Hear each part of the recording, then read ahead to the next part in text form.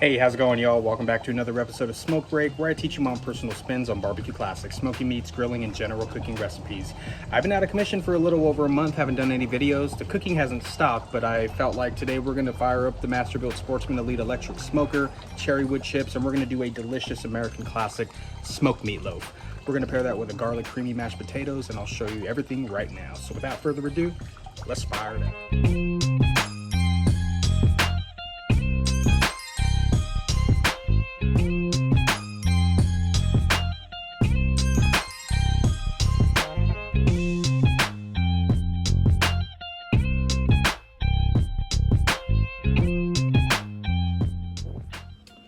Alright, y'all, so today we are making a smoked meatloaf. I'm going to fire up the Masterbuilt Sportsman Elite Electric Smoker.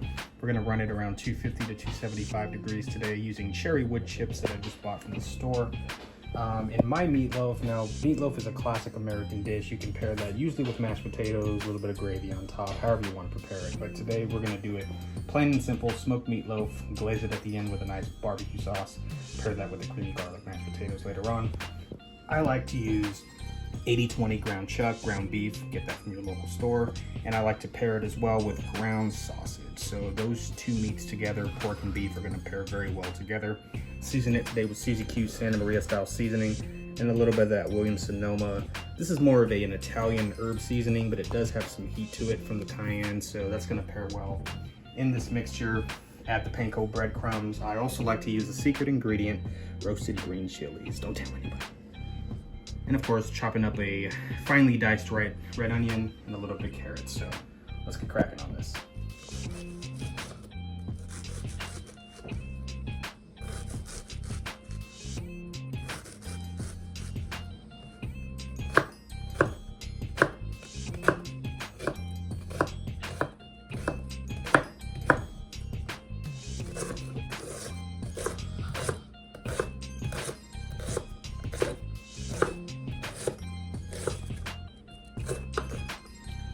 Alright, y'all, got my prep work done. I got the roasted chilies chopped up, carrots chopped up, red onions finely diced and chopped up. So we're ready to incorporate that into the beef and pork mixture. I've already cracked one egg in there, seasoned it with the Suzy Q Santa Maria style seasoning and the Williams-Sonoma Italian rub with a little bit of that cayenne heat. And then last, once I incorporate everything by hand, it's gonna get a little messy in here, but don't be afraid to use your hands. We're gonna top it off with panko breadcrumbs, try to glue that all together. That's gonna be the binder that's gonna keep this together. I'm gonna shape it up into a meatloaf, and the key is to let it sit in the fridge for at least an hour to let that meat absorb all the seasonings, let it shape and keep its form. And when you take it out of the freezer, into the smoker it goes. Everybody's happy.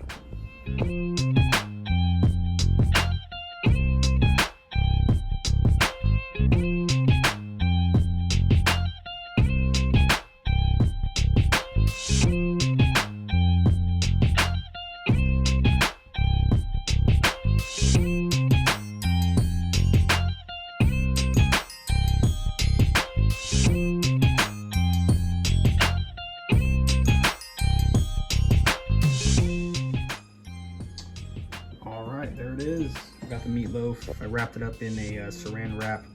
Like I said earlier, you want to let it chill for at least an hour so it holds its form. All the seasonings will adhere to the meat, get friendly in that fridge, and then once it's ready, we'll throw it in the smoker at 275 degrees. So into the fridge, it's going to go for at least an hour. All right, y'all, we are creeping up to temp right now, exactly at 250. I'm going to keep it between 250 and 275 today. So let's open the door and let's get rolling. Always remember to watch your eyes when that smoke comes out. It smells good, but it's gonna burn your eyes. I have the also kind of bacon wrapped it on top of the meatloaf, but there it is. Can't wait to see the final product. Go ahead and slide that in. I just have it sitting on a piece of aluminum foil. Put it right there on the top rack. Close the door. Let it smoke. I'm gonna check in about 1 hour. The internal temperature when it's finally done is between 160 to 165. I'll probably let it go to about 160. I'll be back in a bit. Hello, Sierra.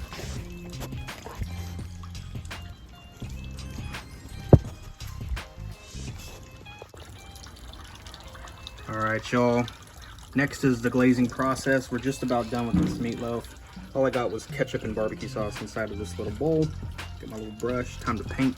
And what we're doing is tacking up this sauce. After I brush it all over, I'm gonna close the door and let it continue smoking, cooking for about another 10 minutes. And it's gonna just, if we're talking about presentation wise, it's just gonna make this meatloaf pop with color. And already you can see the color popping from this sauce. So I'm gonna continue doing this, close the door, and we should be ready to go in about 10 minutes. We'll be back. All right, ladies and gentlemen, this is the final product of the smoked meatloaf. That it was about 2.5 hours, 2 hours and 45 minutes at most with the cherry wood chips. So go ahead and zoom in on this. I'm gonna slice into it.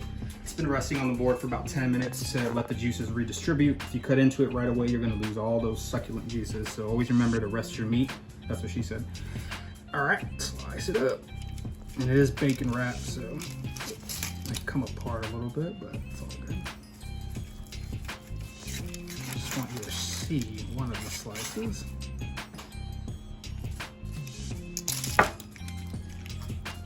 And there you go. Let me get a quick bite here. It's super hot, but oh well. Cheers.